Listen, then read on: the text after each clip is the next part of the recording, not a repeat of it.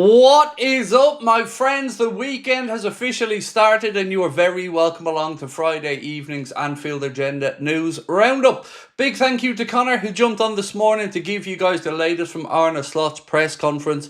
Today I'm going to give you some thoughts from Enzo Maresca ahead of the game. We're going to talk about a bit of an injury crisis that Chelsea are going through. I'll give you an update from Arne around our fitness and who isn't available, and a few other interesting bits and pieces, including a little bit on the 3 p.m. blackout that I don't think you're going to be happy to hear. That and lots more to come over the next few minutes, but you know the drill. I want to know your thoughts. Let me know in the comment section. Hopefully you can join me tonight at 8:45 for the late night agenda. A reminder that I will be away for a couple of weeks from Monday, so I'm going to try and make the most of these last few nights with you guys, and I hope to see you here at 8:45.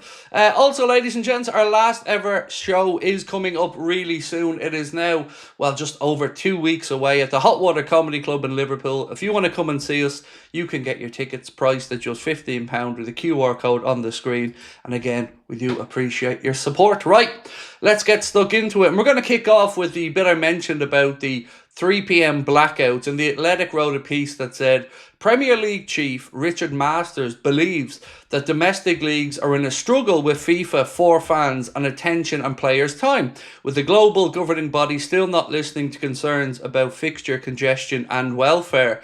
He also, though, went on to say that the 3 p.m. blackouts could well be here to stay. Certainly doesn't seem to be an appetite to get rid of them. And this is something that I think, any UK-based football fans or Irish-based football fans even would like to see gone. But do let me know how you feel about it. It is put in place to protect the attendances, particularly at lower division games. So let me know if you're a fan of it or you think it needs to be removed. For me, I just find it weird that as fans of a club in a league, in a country, you can't watch every game of your team. That just feels really strange to me.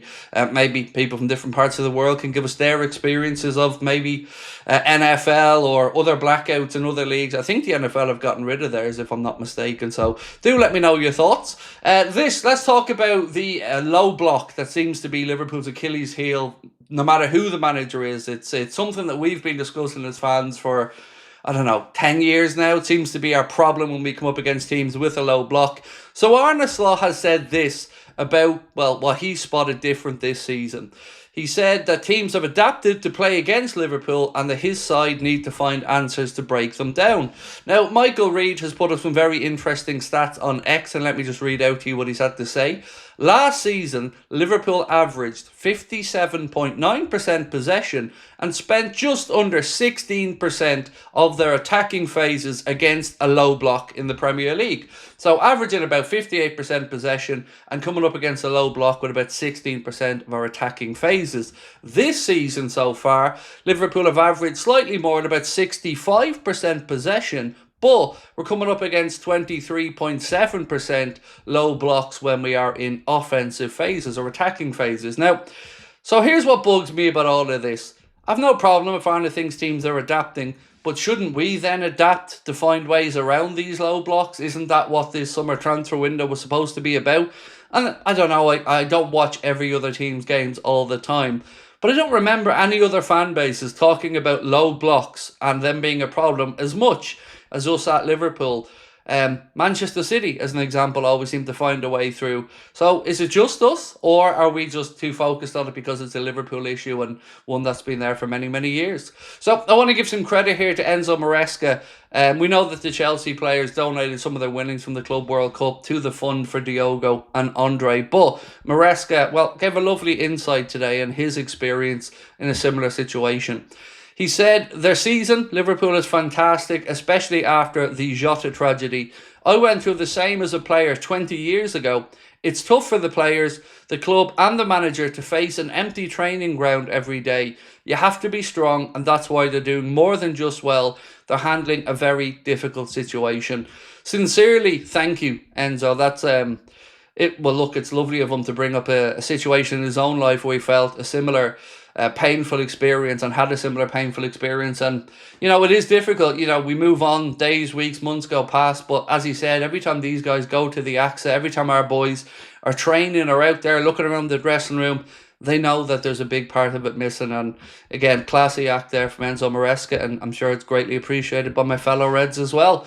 No, Federico Chiesa in the Italian squad, by the way, for their upcoming internationals. He hasn't been called up by Gennaro Gattuso, but he did train. So is in contention for the game against Chelsea tomorrow from a Liverpool perspective. So good news on that one. Also, Peter O'Rourke has said that Liverpool do remain interested in Brentford defender Nathan Collins. I love Nathan Collins for two reasons. One, he's Irish, so I am a little bit biased there. But also, I think he's a very, very good defender. Like I've said many times, though, what makes this one very difficult for me, for Liverpool to get done, is he's got an extremely long contract. I think he's got 4 years to go with an option of 2 more at Brentford.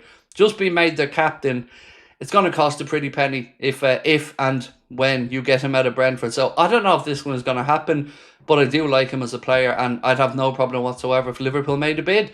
Let me know your thoughts on Nathan Collins in the comment section. Dominic Szoboszlai, congratulations, sir.